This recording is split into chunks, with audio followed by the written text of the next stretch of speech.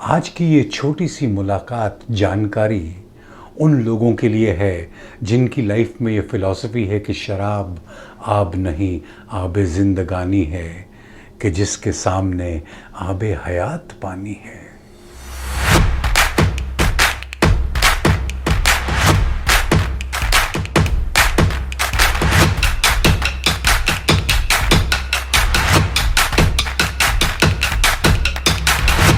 हाय, नमस्कार, सलाम अलैकुम, सत श्री अकाल। आज बाहर बहुत प्यारी सी धूप निकली हुई है। मैं Sameer Kaul Apollo cancer institute से आपसे बात करने की कोशिश कर रहा हूँ। मेरे दिल में ये ख्याल उत्पन्न हुआ, क्यों ना पहले की तरह आज आपको कैंसर की कहानियाँ बताता चलूँ। पिछली बार हमने बात की थी मोटापा, ओबेसिटी और कैंसर न होने में मोटापा अगर हम कंट्रोल करें तो कितने फ़ायदे मिलते हैं। लेकिन वो एक छोटी सी बात थी। कई और सवाल उन लोगों के जहन में और उन लोगों के दिमाग में आते हैं जो कैंसर का जिनका डायग्नोसिस होता है, जिनके प्यारों को, अपने लोगों को, पेशेंट्स को कैंसर डायग्नोज होता है, तो वो डॉक्टर के पास या बाकी लोगों से ये सवाल पूछते रहते हैं। लाजिम है कि मेरे से भी मेरे पेशेंट आके ये सवाल बहुत ज़्यादा पूछते हैं और ये हमारे लाइफस्टाइल से लिंक्ड है, हमारे रहन सहन से, खान पीन से लिंक्ड है। क्योंकि काफ़ी हद तक कैंसर का होना, कैंसर का बढ़ना और या ट्रीट होने के बाद फिर से उत्पन्न होना हमारे रहन सहन से, हमारे लाइफस्टाइल से बहुत अच्छे से जुड़ा हुआ है। आज हम बात करेंगे शराब। इस शराब के बारे में मैं आज तक कुछ ऐसी बातें आपको बताना जा रहा हूं जिससे आपकी सेहत का ताल्लुक है, कैंसर का ताल्लुक है, कैंसर न होने का ताल्लुक है।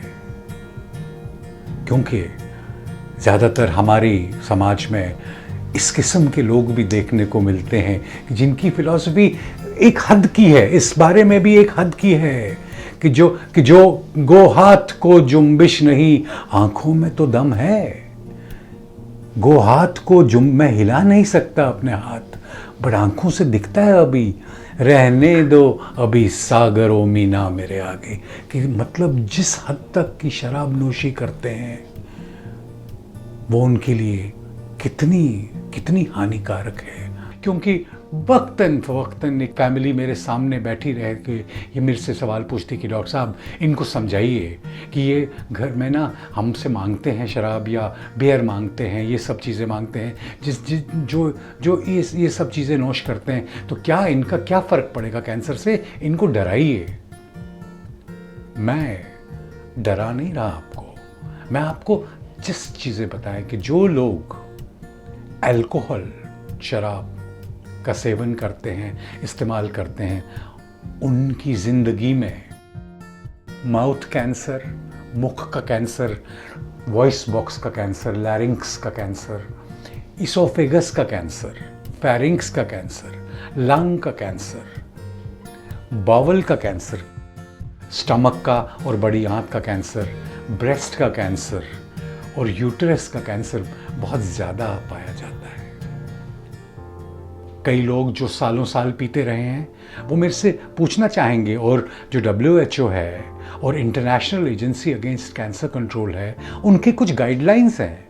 उन्होंने रिसर्च की बेसिस पे कुछ चीज़ें हमें बताई हैं कि अगर 1 ड्रिंक अ डे अगर फीमेल हो, यहाँ तो हमारे यहाँ पे औरतें कम शराब पीती हैं, हालांकि नए रहन सहन के हिसाब से अब औरतें भी कंज्यूम कर रही हैं अल्कोहल, लेकिन वेस्ट में it's very common for women to consume wine, beer, alcohol, any kind of alcohol, and good for them, it's part of their lifestyle, I'm not against that, but one needs to be aware that IARC and WHO recommend ये करता है कि अगर आप female हैं तो more than 1 drink a day आप नहीं लीजिएगा, और अगर आप मेल हैं तो आप 2 ड्रिंक्स अ डे ले सकते हैं। लेकिन जब मैं ड्रिंक की बात करता हूँ तो आप मुझसे पूछेंगे भाई क्या ड्रिंक, इतनी सारी किस्म की शराबें हैं, बियर है, वाइन है, विस्की है, हमारे यहाँ विस्की पीते हैं, different parts of the world में डिफरेंट चीज़ों का सेवन होता है। इसलिए मैं आपको बताता चलूँ कि जब पिए तो उसकी क्वांटिटी भी बड़ी मखसूस है कि इफ़ यू ड्रिंक, एक ड्रिंक का मतलब है कि आप 1 आउंस 12 आउंसेस ऑफ बियर, अगर आप बियर की बात करें 12 आउंसेस ऑफ बियर, और 1 आउंस में आपको बताता चलूं कम से कम 30 millilitre, 29.37 to be exact, but 30 ml से 1 आउंस बनता है। तो more than 12 ounces are not allowed of beer.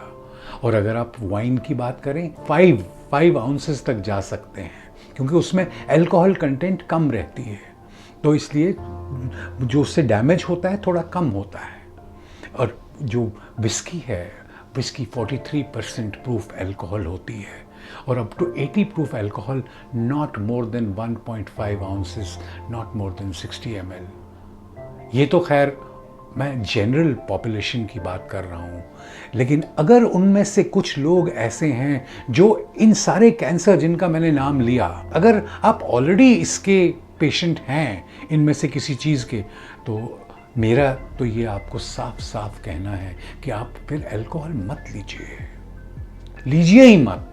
अभी तक की जो क्वांटिटीज़ मैंने बताई वो नॉर्मल पीपल जिनकी कोई हिस्ट्री ना हो इस डिजीज़ की, लेकिन अगर आपकी ऑलरेडी हिस्ट्री है then I am not going to allow you to have that drink.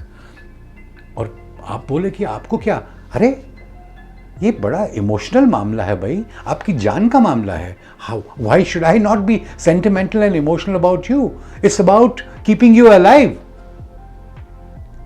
और इसके अलावा भी कई बीमारियां होती हैं अल्कोहल से, लेकिन मोटा मोटी फिर से समझ लीजिए, क्योंकि अल्कोहल हम माने ना माने हमारी लाइफ का, मॉडर्न लिविंग का एक इम्पॉर्टेंट पार्ट है। अब शादियां होती हैं, कोई फंक्शन होते हैं, अल्कोहल के बगैर में चाहे ऊपर वाली सोसाइटी में या नीचे वाली सोसाइटी की बात करें, कोई भी नहीं होता।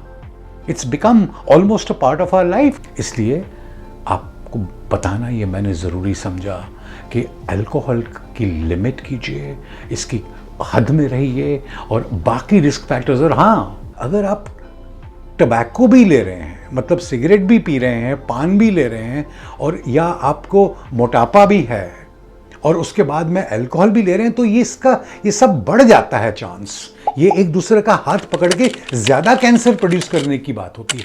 Your chances of contracting cancer are higher if 1 or 2 or 3 of these risk factors combine together। बारी बारी, आहिस्ता आहिस्ता, आपका वक्त नहीं लेते हुए, कम से कम लेते हुए, मैं आपको ये टिप्स दे रहा हूँ लाइफस्टाइल की, क्योंकि इससे कैंसर प्रिवेंट होता है, होने से बचता है। आपकी जिंदगियां और भरपूर होती हैं और उसमें इस्तेमाल हो जाती हैं जिसके लिए भगवान ने, कुदरत ने, गॉड ने बनाया है। और मुझे लगता है कि ये मेरा फ़र्ज़ है, हालांकि मैं कैंसर ट्रीट करता हूं, लेकिन इसकी नॉलेज आप तक, पब्लिक अवेयरनेस करूं और शेयर करूं, this is part of my responsibilities as an oncologist. कई बार मुझे ये आपके कमेंट्स में पढ़ने को मिलता है कि डॉक्टर साहब आप हमें डरा क्यों रहे हैं? और कई बार ऐसे भी लोग बोलते हैं कि भाई आप हमको चाय, कॉफ़ी, हम कितना परहेज़ करें? तो मेरे दोस्तों, मेरी बातों को गलत मत समझना। चाय भी अगर ज़रूरत से ज़्यादा पी जाए तो हानिकारक होती है, और अल्कोहल और ऐसी चीज़ें अगर आपने हद में पी ली तो वो आपके लिए उतनी हानिकारक नहीं होती। और परहेज़, अरे आपकी ज़िंदगी की बात है भाई, मेरी ज़िंदगी की बात तो नहीं है। It is about your life, it is about your health, it's about you fulfilling whatever you've been sent to this world for, rather than your energies and your money and your concern and your mind getting diverted towards negative things like cancer and illness and disease। ये तो क्या बात हुई भाई। कई लोग हम मुझसे ये पूछते हैं, वापस जवाब देते हैं जब मेरी मैसेज जाती है, वो कहते हैं कि आप कैंसर की बात क्यों, वो उसके बारे में बात करना नहीं चाहते हैं, डरते हैं। It's fair of the unknown. इसलिए वो करना नहीं चाहते हैं। उन्हें लगता है कि जैसे उनकी बात करो कि उनको वाकई में उससे उसी से कैंसर हो जाएगा। अरे भाई, अरे मेरी बहन, ऐसा नहीं है रे। अगर आपको फेयर है, मैं आपको नॉलेज दे रहा हूँ, उस आपका जो डर है उससे ख़त्म हो जाएगा, क्योंकि मैं आपको रियल फैक्ट्स दे रहा हूँ और आप ये सब समझेंगी। मेरी बातें अच्छी लगी तो ज़रूर बटन आपके फ़ोन का हो, कंप्यूटर का हो, या जहाँ भी मेरी ये बात आप देख रहे हैं, सुन रहे हैं, उसको दबाइए। सैम भोला हमारी एक छोटी कोशिश है इस अवेयरनेस की आप तक पहुंचाने की, एक प्रोग्राम है, तो उसको सब्सक्राइब कीजिए, अपने बाकी दोस्तों से शेयर ज़रूर कीजिएगा और लाइक कीजिएगा। और YouTube पे, Facebook पे जो हमारे सैम भोला वाली ये चैनल है, जिसमें हम आप तक ये छोटी छोटी बातें पहुंचाने का प्रयास करते हैं, तो उसको सब्सक्राइब ज़रूर कीजिएगा। और मेरी तो ये आदत है कि मैं अपना फ़र्ज़ आप तक अपनी बात पहुंचाने की कोशिश ज़रूर करता रहूँगा। Do I have your permission? नमस्कार।